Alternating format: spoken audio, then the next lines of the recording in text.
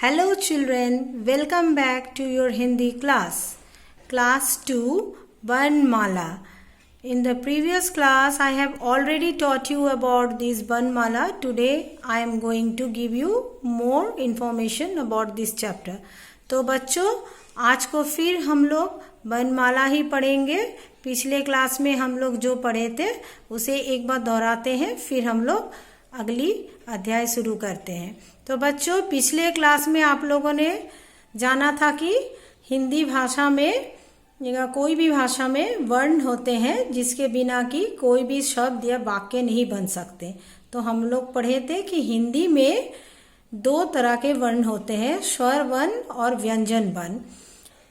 पिछले क्लास में आप लोग पढ़ाई था कि स्वर वर्ण कौन कौन से हैं, अ से औ तक। आज को हम पढ़ेंगे कि स्वर वर्ण किसे कहते हैं।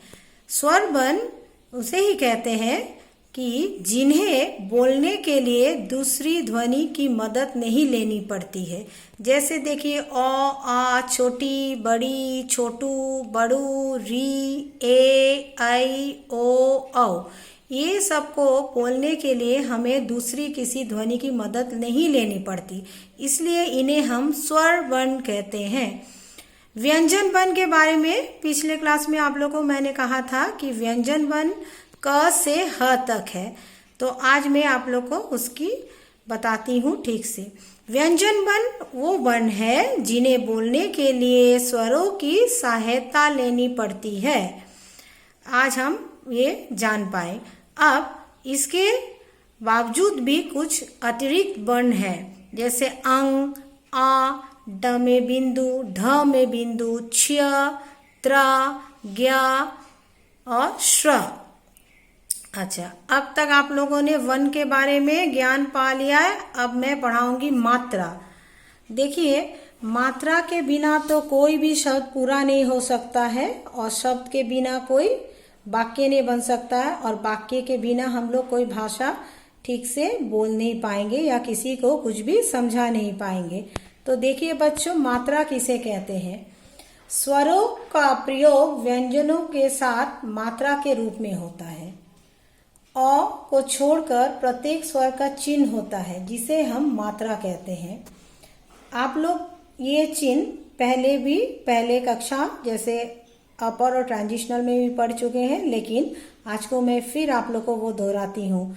जैसे देखिए, स्वर और मात्रा को मैंने अलग अलग कॉलम में लिखे हैं, किसकी क्या मात्रा है आप लोग को बताते हैं। देखिए अ की कोई मात्रा नहीं होती, जैसे अ से अनार या जो लिखते हैं आप लोग उसकी कोई मात्रा नहीं होती। अब आ गया आ को हम लोग कैसे लिखते हैं बच्चों। देखिए, आ से जैसे हम लोग लिखे गाय, काला, इस तरह से आप लोग भी कुछ शब्द बना सकते हैं। अब छोटी ई स्वर से मात्रा देखिए कैसे होता है, उससे मैंने एक शब्द दिया है पिता। आप लोग दूसरा शब्द भी दे सकते हैं। अब देखिए, स्वर बड़ी ई कैसे लिखते हैं, बड़ी ई को आप लोग को पता ही है, फिर भी मैं दोहरा रही हूँ। उससे मैंने एक शब्द लिखा दादी। आप लोग दूसरा शब्द भी लिख सकते हैं। अब हो गया छोटू ऊ। छोटू ऊ कैसे लिखते हैं, देखिए, उससे मैंने एक शब्द लिखा कुत्ता। अब देखिए, बड़ू ऊ स्वर की मात्रा कैसी होती है, उससे मैंने शब्द लिखा चूहा। अब देखिए, री से की मात्रा को कैसे मैंने लिखा है, उसको कैसे प्रयोग किया है शब्द में, गृह मतलब घर। अब ए की मात्रा को देखिए बच्चों कैसे मैंने लिखा है, उससे मैंने एक शब्द लिखा है केला। अब आई की मात्रा को देखिए कैसे लिखा है मैंने, उससे शब्द बनाया मैना। अब आ जाते हैं ओ की मात्रा को कैसे लिखा मैंने, देख लिया, उससे शब्द बनाया तोता।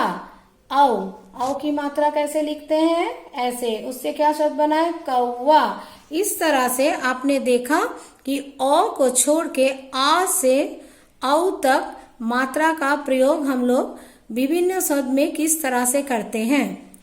इस तरह आप लोग मात्रा की उपयोग से नए नए शब्द लिख सकते हैं, शब्दों को वाक्य में प्रयोग कर सकते हैं, और वाक्यों के प्रयोग से कोई भी भाषा आसानी से बोल सकते हैं। तो बच्चों, मैंने आज को पढ़ाया आप लोगों कि स्वर वर्ण किसे कहते हैं, व्यंजन वर्ण किसे कहते हैं। इसके अतिरिक्त भी कुछ वर्ण है, उसको भी मैंने पढ़ाया। और मात्रा क्या प्रयोग, स्वरों का प्रयोग व्यंजनों के साथ मात्रा के रूप में ही होता है, इसको मैंने आज पढ़ाया। और किस तरह मात्रा का प्रयोग से हमने नए नए शब्द बनाए हैं, आप लोग कुछ और नए शब्द भी बना सकते हैं। तो बच्चों आज के लिए इतना ही, अगले क्लास में फिर से आप लोगों की मुलाकात होगी, तब तक आप लोग इसको अभ्यास करें। Okay bye, thank you, see you in the next class.